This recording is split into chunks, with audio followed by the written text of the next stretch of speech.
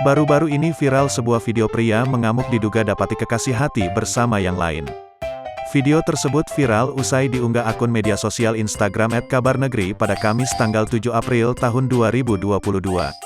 Terlihat dalam video, pria berhelm putih sedang menunggu seseorang yang diduga sang kekasih di pinggir jalan. Tak selang berapa lama yang ditunggu-tunggu pun lewat dengan penuh emosi. Pria tersebut ngamuk dengan menendang motor berwarna merah hingga terjatuh. Kurang puas menjatuhkan motor, pria tersebut lanjut tendang motor merah yang diduga milik seseorang yang digunakan membonceng sang pujaan hatinya. Sontak unggahan tersebut mendapat beragam komentar warganet.